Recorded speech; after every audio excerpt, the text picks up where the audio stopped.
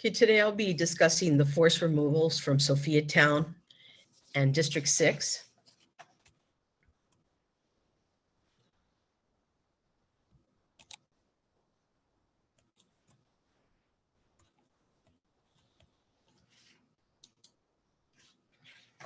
From 1955 to 1983, the apartheid government forcibly moved out 3.5 million Black South Africans in one of the largest mass removals of people in modern history. Many of these areas were abandoned or slowly rebuilding. On the top left right, you'll see the map of Sophiatown. Herman Tobiansky, a Russian-born investor, in 1897, he purchased 237 acres and named it after his wife, Sophia.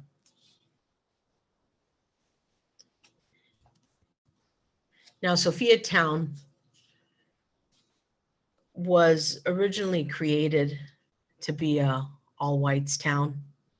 Now, Black Africans had bought land before 1923 Urban Areas Act that allowed segregation, allowing limited access to whites. Now, Sophiatown was about 10 miles from Johannesburg, where a lot of people held jobs. Now, the whites began to move out after a sewage treatment plant started creating problems, odors, flies. Well, Sophiatown for Black Africans was basically like a Renaissance or avant-garde district where they enjoyed arts, music, politics.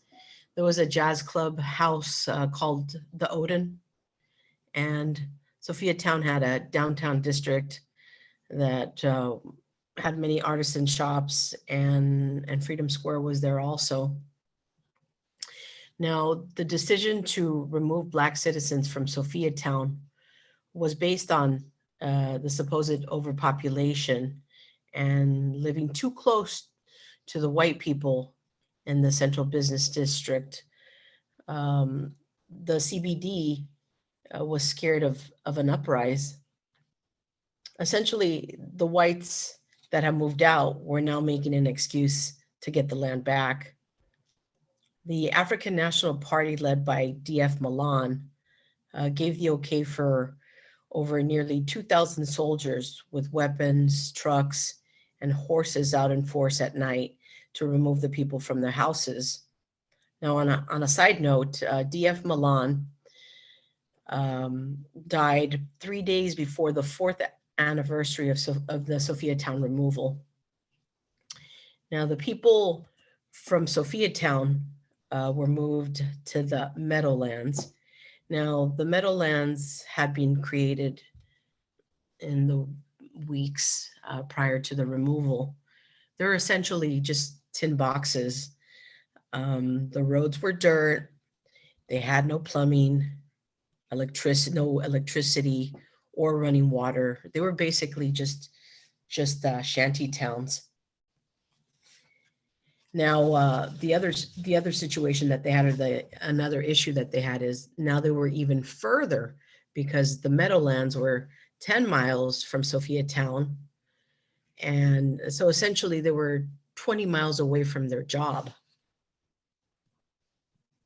Now, after the people were moved to the Meadowlands, basically Sophiatown had been raised and named Triumph as an ode to the win by the whites. Now, when Nelson Mandela started running for president, he started to use Sophiatown as a very important speaking point for change in the world. And over 50 years later, Sophiatown was changed back from Triumph back to Sophiatown.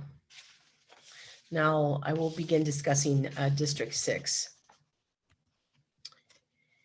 Now, here we have a map of District 6. District 6 was a suburb inner city located on the outskirts of Cape Town and South Africa. And the apartheid government destroyed this district and moved out the entire colored population to a new area.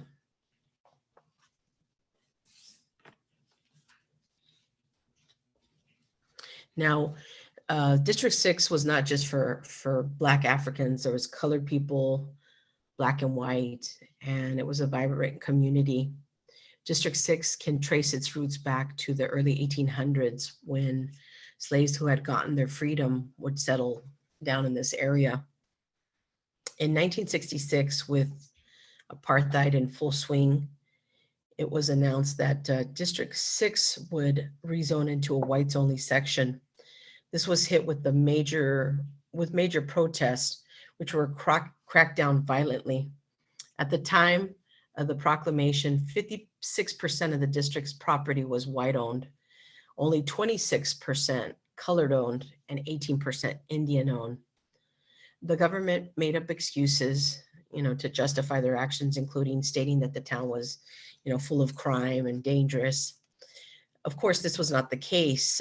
Apartheid government was wanting the land for themselves. Land in District 6 was on highly coveted land and shot up in property value. It was easy for them to remove the Blacks and colored people off the land and relocate them. Not only that, but removals were an essential tool of the apartheid government policy. It was aimed at stripping all Africans of any political rights, as well as their citizenship in South Africa. The population of District 6 were relocated to Cape Flats. It was a low-lying expanse of land, which was about 12 to 18 miles away from the city and their former home. The major hurdle was that there were no roads or public transportation. It was dirt roads and vegetation, just like the meadowlands for the removals of Sophiatown. This made it extremely difficult for the relocated people to get back to their jobs in the city. Now, the land did not start getting redeveloped until the early 2000s, and much remains bare and empty. With the district that once stood in 2004, the redevelopment began with new houses and buildings. President Nelson Mandela gave the keys to the oldest former residents of District 6, and these former residents were given their homes for free. More than 1,600 families are expected to resettle in District 6 over the next 3 years. Returning residents will get cheap loans to build their houses and to kickstart things again. A small development of 24 houses is being built.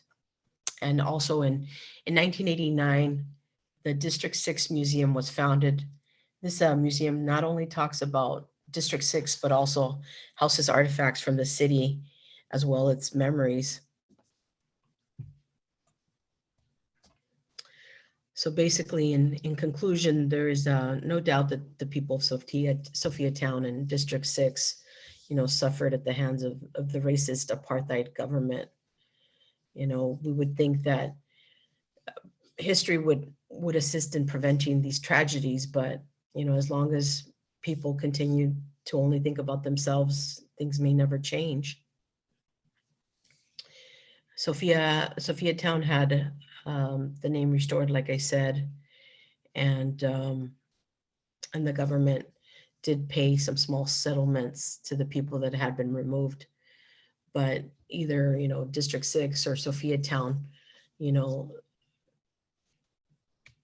paying people for the suffering that they endured in the end doesn't help. Thank you.